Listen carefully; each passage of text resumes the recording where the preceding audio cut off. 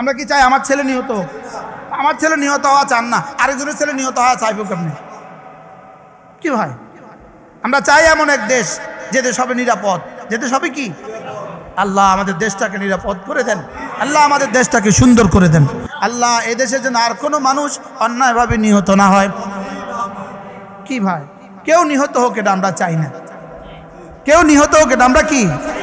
Oman কাতালা মুমিনান মুতাআম্মিদান, যে ইচ্ছাকৃত কোনো মুমিনকে হত্যা করলো, ফাজাযাউ জাহান্নাম, তার ঠিকানা হলো জাহান্নাম।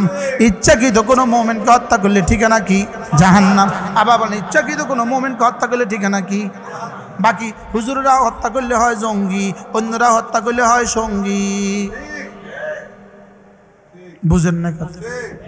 আর হুজুররা এই পর্যন্ত কারো হত্যা করে নাই, সুবহানাল্লাহ বলবেন না? এই 54 বছরের ইতিহাসে হুজুররা কোনো হত্যা করে নাই। আবার বলেন, হুজুররা হত্যা করে নাই, বলেন। হুজুররা হত্যা করলে হয় জঙ্গি, হুজুররা হত্যা করে নাই। আর অন্যরা হত্যা করলে হয় কত কিছু হয়। কি ভাই, এজন্য আল্লাহ তাআলা যেন এদেশের আর কোনো মানুষ, আর কোনো হিন্দুও যেন এদেশে নিহত না হয়, এদেশে কোনো বিধর্মীয় যেন নিহত না হয়, কোনো বিধর্মীয় যেন এদেশে নিহত না হয়। এদের জন্য নিরাপত্তার এক স্বর্গ হয়। কি ভাই, এদের জন্য নিরাপদ এক দেশ হয়। আমরা কি চাই কেউ নিহত হয়ে যাক? আমরা কি চাই আমার ছেলে নিহত হোক? আমার ছেলে নিহত হওয়া চান না, আরেকজনের ছেলে নিহত হওয়া চাইব কেমনি? কি ভাই, আমরা চাই এমন এক দেশ যে দেশ হবে নিরাপদ, যে দেশ হবে কি? আল্লাহ আমাদের দেশটাকে নিরাপদ করে দেন, আল্লাহ আমাদের দেশটাকে সুন্দর করে দেন। ওরা ওদের চাহিদা পুরা করে দুনিয়াতে, আমরা আমাদের সব চাহিদা পুরা করব জান্নাতে। ওরা চোখের মজা পুরা করে দুনিয়াতে, আমরা চোখের মজা পুরা করব জান্নাতে। কেমন হবে চোখের মজা জান্নাতে? হ্যাঁ কি? ওমা তাদরি নাফসুম মা উখফিয়া লাহুম মিন কুররাতি আয়ুন জাযাআন বিমা কানু ইয়ামালুন ফিহা মা তাশতাহি আনফুসুকুম ওয়া ফিহা মা তাদউন। তোমার জীবনের সব চাহিদা আমি জান্নাতে পুরা করে দিব, জান্নাতে পুরা করব। সব চাহিদা দুনিয়ায় পুরা হওয়ার জায়গা না। দুনিয়া যদি চাহিদা পুরা হওয়ার জায়গা হইতো আমরা কেউ বুড়া হইতাম না। বুড়া হওয়া কি আমাদের চাহিদা? হ্যাঁ, দাড়ি সাদা হয়ে যাওয়া কি চাহিদা? হ্যাঁ হ্যাঁ, শরীর দুর্বল হয়ে যাওয়া কি চাহিদা? তাহলে বোঝা গেছে দুনিয়া সব চাওয়া পুরা হবে না। সব চাওয়া পুরা হওয়ার একমাত্র জায়গা জান্নাত। সব চাওয়া পুরা হওয়ার জায়গা কি? জান্নাত। এজন্য জান্নাতে গাছ লাগাও, জান্নাতে গাছ লাগাও, জান্নাতে বাড়ি লাগাও, জান্নাতে ঘর বানাও। আল্লাহ রসুল মেরাজ রাত্রে হযরত ইব্রাহিম আলাইহিস সালামের সাথে সাক্ষাৎ করলেন। হযরত ইব্রাহিম বললেন, মুহাম্মদ আকরে উম্মতাকা মিন্নি আসসালাম, আমার পক্ষ থেকে তোমার উম্মতকে সালাম দিবা। বলেন ওয়া আলাইকা ওয়া আলাইহিমুস সালাম। এই মুহূর্তে আপনার সালামের জবাব হযরত ইব্রাহিমের কবরে পৌঁছে গেছে। কি হয়? হযরত ইব্রাহিম আলাইহিস সালাম বললেন, আপনার উম্মতকে সালাম দিবেন আর তাদেরকে বলে দিবেন, আন্নাল জান্নাতা কিয়ান, জান্নাত হলো ছিটিয়াল ময়দান, ধুধু খালি জায়গা, ধুধু খালি জায়গা। ওয়া আন্না গিরাসাহা, জান্নাতের গাছগাছালি হলো সুবহানাল্লাহ ওয়ালহামদুলিল্লাহ ওয়া লা ইলাহা ইল্লাল্লাহু আল্লাহু আকবার। এগুলো হলো জান্নাতের গাছ, এগুলো জান্নাতের গাছগাছালি, এগুলো জান্নাতের পাখপাখালি, এগুলো জান্নাতের দালান কোঠা। সুবহানাল্লাহ বলেন। আল্লাহ রাসূল সাহাবাদেরকে একবার জিজ্ঞেস করলেন, সাহাবারা তোমরা কি জানো, তোমরা কি জানো ওয়ামাল বাকিয়াতুস সালিহাত, বাকিয়াতুস সালিহাত কি তোমরা কি জানো? সাহাবা ইকরাম বলেন, ইয়া রাসূলুল্লাহ বাকিয়াতুস সালিহাত কি আমরা তো জানি না। আল্লাহর নবী বলেন, সুবহানাল্লাহ ওয়ালহামদুলিল্লাহ ওয়া লা ইলাহা ইল্লাল্লাহু আল্লাহু আকবার। এগুলো হলো বাকিয়াতুস সালিহাত। আল্লাহ তাআলা বলেন, ওয়াল বাকিয়াতুস সালিহাত খায়রুন ইনদা রাব্বিকা সাওয়াবা ওয়া খায়রুন আমালা। আল্লাহ তাআলা বলেন, বাকিয়াতুস সালিহাত এগুলো হলো আল্লাহ তাআলার কাছে আমলের দিক থেকে শ্রেষ্ঠ, আশার দিক থেকে শ্রেষ্ঠ, সওয়াবের দিক থেকে শ্রেষ্ঠ। সুবহানাল্লাহ। এবার বাকিয়াতুস সালিহাত কি বলেন? সুবহানাল্লাহ ওয়ালহামদুলিল্লাহ ওয়া লা ইলাহা ইল্লাল্লাহু আল্লাহু আকবার সুবহানাল্লাহ ওয়ালহামদুলিল্লাহ ওয়ালা ইলাহা ইল্লাল্লাহ ওয়াল্লাহু আকবার সুবহানাল্লাহ ওয়ালহামদুলিল্লাহ ওয়ালা ইলাহা ইল্লাল্লাহ ওয়াল্লাহু আকবার সুবহানাল্লাহ ওয়ালহামদুলিল্লাহ ওয়ালা ইলাহা ইল্লাল্লাহ ওয়াল্লাহু আকবার সুবহানাল্লাহ ওয়ালহামদুলিল্লাহ ওয়ালা ইলাহা ইল্লাল্লাহ ওয়াল্লাহু আকবার। পড়বো তো ইনশাআল্লাহ? আচ্ছা, আর কি সুসংবাদ শোনালে আপনি পড়তেন? আর একটা সুসংবাদ শুনেন। আল্লাহর নবী বলেন, ও আমার সাহাবীরা, একটা কালিমা এমন আছে, এই কালিমাটা আমি একবার পড়া সারা পৃথিবীর সূর্য যেখানে যেখানে আলো দেয় সবটা যদি আমাকে দিয়ে দেওয়া হইতো, আমি যে পরিমাণ খুশি হইতাম এই কালিমাগুলো একবার পড়লে আমি তার চেয়ে বেশি খুশি হয়ে যাই। আল্লাহ, বুখারী মুসলিমের হাদিস, বুখারী মুসলিম। লাআন আকুলা সুবহানাল্লাহ ওয়ালহামদুলিল্লাহ ওয়ালা ইলাহা ইল্লাল্লাহু ওয়াল্লাহু আকবার আহাব্বু ইলাইয়া মিম্মা তালাআত আলাইহি শামসু। সূর্য যেখানে যেখানে আলো দেয় সবটা যদি আমাকে দিয়ে দেওয়া হয় আমি যে পরিমাণ খুশি হব, এই কালেমাগুলো একবার আমার কাছে তার চেয়েও বেশি প্রিয়। পড়বো তো? কবে পড়বেন? মৌতের আগে না মৌতের পরে? হ্যাঁ,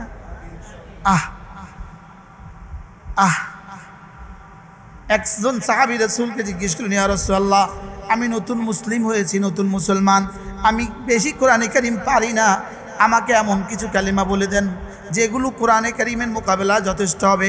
আল্লাহর নবী বলেন, তুমি পড়ো সুবহানাল্লাহ ওয়ালহামদুলিল্লাহ ওয়ালা ইলাহা ইল্লাল্লাহু ওয়াল্লাহু আকবার। এগুলো তুজজিকা বিল কুরআন, এগুলো কোরআনে কারীমের মোকাবেলা তোমার জন্য যথেষ্ট হবে। আল্লাহর নবী বলেন, ফাইন্নাহুন্না মিনাল কুরআন ওয়া লাইসাত মিনাল কুরআন। রাসূল বলেন, এগুলো একদিক থেকে কোরআনের অংশ, কারণ প্রত্যেকটা শব্দ ভিন্ন ভিন্নভাবে কোরআনে আছে, তবে একত্রিতভাবে কোরআনের নাই, ভিন্ন ভিন্নভাবে কোরআনে আছে। এই জন্য এগুলো পড়ার সঙ্গে সঙ্গে কোরআন পড়ার নেকিও পাওয়া যাবে, আর একত্রিতভাবে কোথাও একসাথে নাই।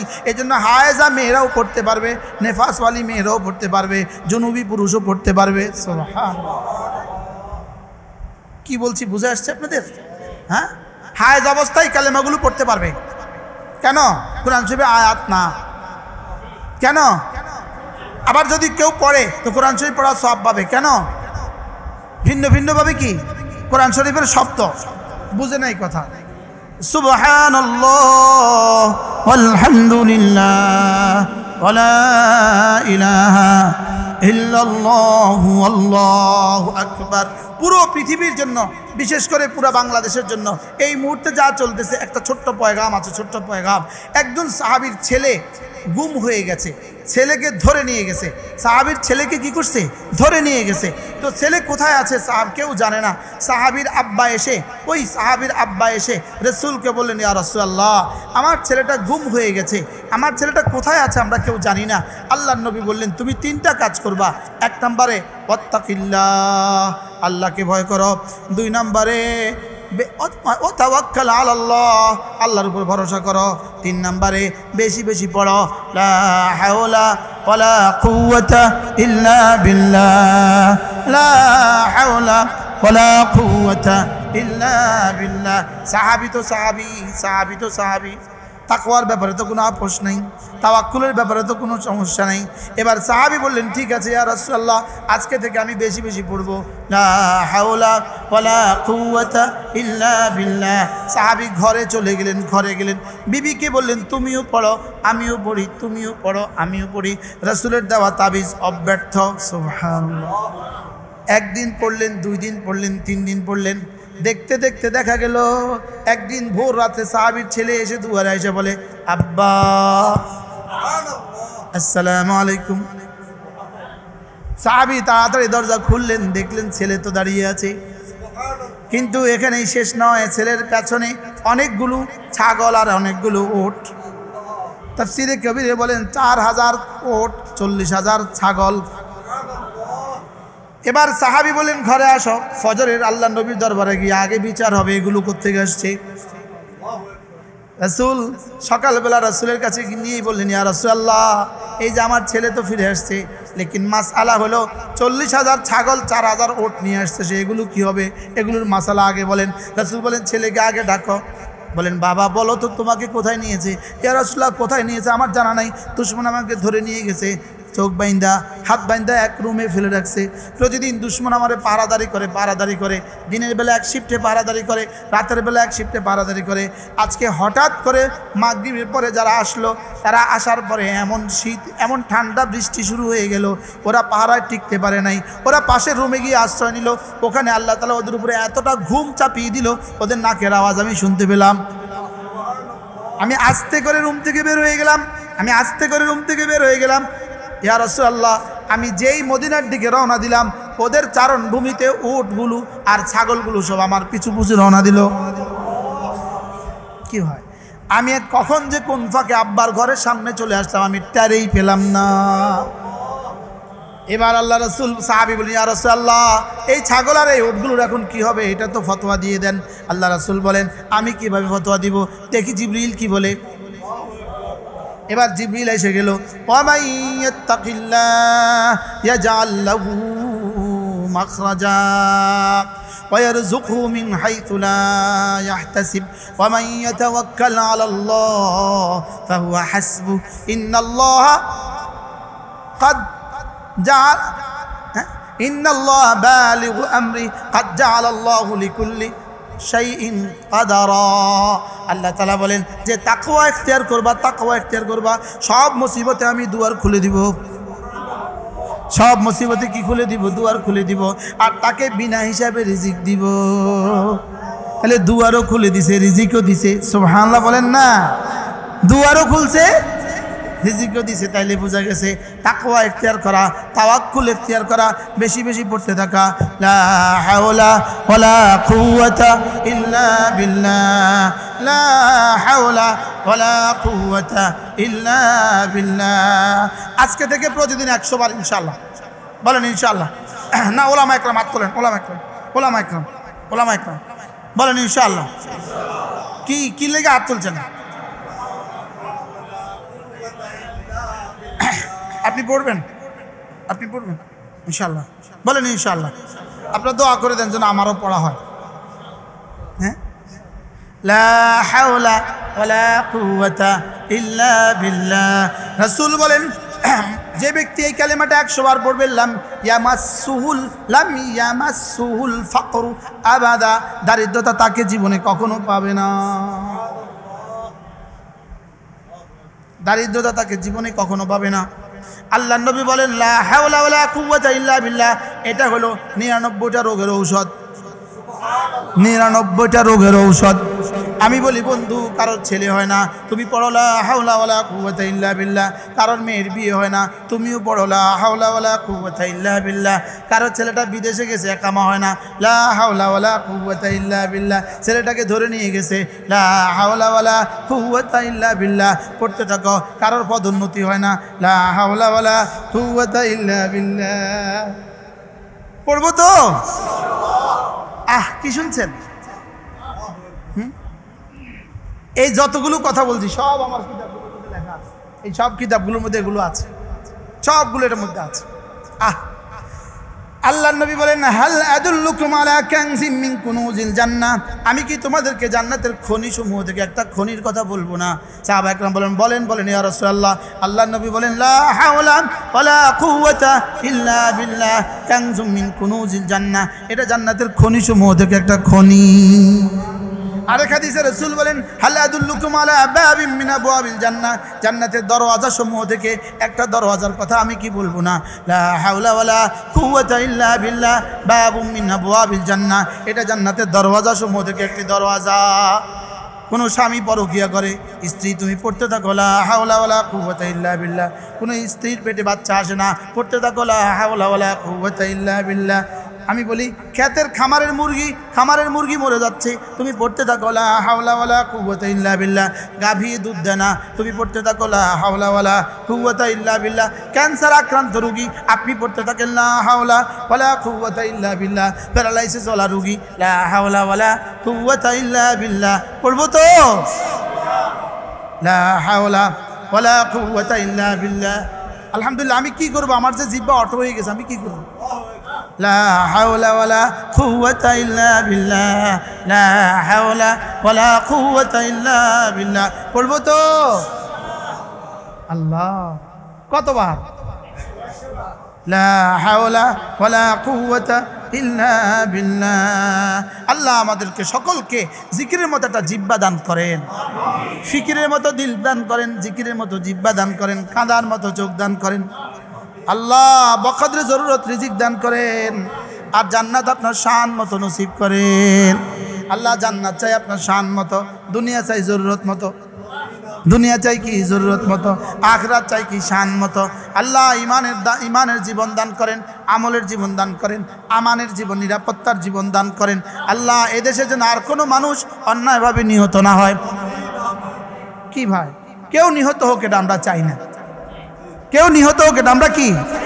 ওমান ইয়াকতুল মুমিনা ওমান কাতালা মুমিনান মুতাআম্মিদান, যে ইচ্ছাকৃত কোনো মুমিনকে হত্যা করলো, ফাজাযাউ জাহান্নাম, তার ঠিকানা হলো জাহান্নাম। ইচ্ছাকৃত কোনো মুমিনকে হত্যা করলে ঠিকানা কি? জাহান্নাম। আবার বলেন ইচ্ছাকৃত কোনো মুমিনকে হত্যা করলে ঠিকানা কি? বাকি হুজুররা হত্যা করলে হয় জঙ্গি, অন্যরা হত্যা করলে হয় সঙ্গী। বুঝেন না কথা? আর হুজুররা এই পর্যন্ত কারো হত্যা করে নাই। সুবহানাল্লাহ বলবেন না? এই 54 বছরের ইতিহাসে হুজুররা কোনো হত্যা করে নাই। আবার বলেন হুজুররা হত্যা করে নাই, বলেন। হুজুররা হত্যা করলে হয় জঙ্গি, হুজুররা হত্যা করে নাই। আর অন্যরা হত্যা করলে হয় কত কিছু হয়। কি ভাই, এই জন্য আল্লাহ তাআলা যেন এদেশের আর কোনো মানুষ, আর কোনো হিন্দুও যেন এদেশে নিহত না হয়, এদেশে কোনো বিধর্মীয় যেন নিহত না হয়। বলেন না কি? আমিন কন্যা আমিন কইতে এসে না, আমিন কইতে এসে না। কোনো বিধর্মীয় যেন এদেশে নিহত না হয়, এদের যেন নিরাপত্তার এক স্বর্গ হয়। কি ভাই, এদের জন্য নিরাপদ এক দেশ হয়। আমরা কি চাই কেউ নিহত হয়ে যাক? আমরা কি চাই আমার ছেলে নিহত হোক? আমার ছেলে নিহত হওয়া চান না, আরেকজনের ছেলে নিহত হওয়া চাইব কেমনি? কি ভাই, আমরা চাই এমন এক দেশ যে দেশ হবে নিরাপদ, যে দেশ হবে কি? আল্লাহ আমাদের দেশটাকে নিরাপদ করে দেন, আল্লাহ আমাদের দেশটাকে সুন্দর করে দেন।